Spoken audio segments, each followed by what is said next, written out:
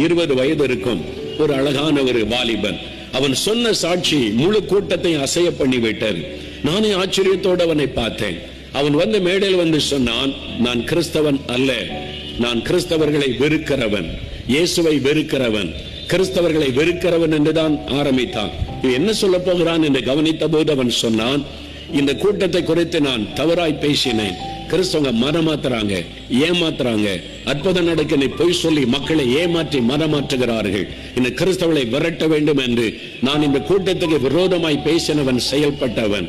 ஆனா கூட்டத்துக்கு எப்படியோ பெர்மிஷன் கிடைத்த கூட்டம் நடந்து கொண்டிருந்தது. என்னதான் பேசுறாங்க இவங்க, எப்படி ஜனங்களை ஏமாத்துறாங்க பார்க்கலாம். நீ பின்னால வந்து நின்று கொண்டிருந்தானாம்.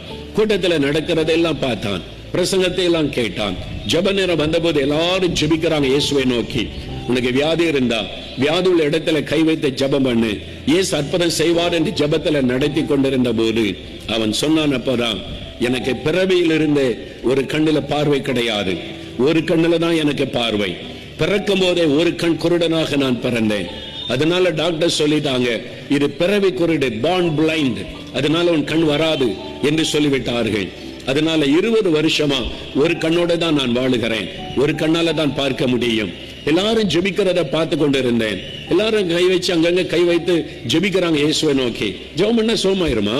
இயேசுடைய பெயரை சொன்ன சோமாயிருமா? எல்லாரும் ஜெபிக்கிறாங்க. அந்த ஊழியக்காரர் வர சொல்றாரு, இயேசுவின் பெயரை சொல்லி கூப்பிடு, உனக்கு அற்புதம் நடக்கும்ன்றாரு. எனக்கு பிறவிலே ஒரு கண்ணு தெரியாது, கண் பார்வை வந்துருமா? இவங்க சொல்றாங்களே, சரி ட்ரை பண்ணி பார்க்கலாமே அப்படின்னு சொல்லி கூட்டத்தின் பின்னால நின்றவன் ஒரு கண்ணுல கை வைத்து, இயேசுவே உங்க பேரை சொன்ன சுகம் கொடுக்கிறேன்னு சொல்றாங்க, அதனால நானும் கை வச்சிருக்கிறேன், எனக்கு ஒரு கண்ணு தெரியாது, நீர் கடவுளா இருந்தா எனக்கு சுகம் கொடுங்களேன் அப்படின்னு சொல்லி இயேசுவின் பெயரை சொன்னான். உடனே அவருடைய கண்ணிலே பார்வை வந்து விட்டது. அல்லேலூயா. அவன் மேடையில வந்து எல்லாருக்கும் மத்தியில சொன்னான் அந்த சாட்சியை. இன்னைக்கு 2 கண்களால் என்னால் பார்க்க முடிகிறது, பிறவியில் இருந்த இந்த ஒரு கண்ணில பார்வை கிடையாது. இப்படி அற்புதம் செய்கிற ஒரு கடவுளா? இந்த மாதிரி நான் இயேசுவை கடவுளே கிடையாது என்று விரோதித்தவன், இந்த கூட்டத்துக்கு விரோதமாய் செயல்பட்டு கொண்டிருந்தவன், என்ன நடக்கிறது என்று பார்க்க வந்தேன். எனக்கு கூட இயேசு அற்புதம் செய்து விட்டாரே. அதுதான் இயேசுவின் அன்பு, அதுதான் இயேசுவின் அன்பு. அவர் உன்னை நேசிக்கிற ஒரு ஆண்டவர், உனக்கு அற்புதம் செய்ய விரும்புகிற ஆண்டவர். நீங்க அவரை விசுவாசித்தா போதும், சிம்பிள் ஃபெய்த், அவ்வளவுதான். இயேசுவே எனக்கு சுகம் தாங்க. எல்லாரும் சொல்றாங்க உங்களுடைய பெயரை சொல்லி கூப்பிட்டு அற்புதம் நடக்கும், நீ எனக்கும் அற்புதம் செய்யுங்க. நீங்க கூப்பிட்டா போது இயேசு அற்புதம் செய்வார்.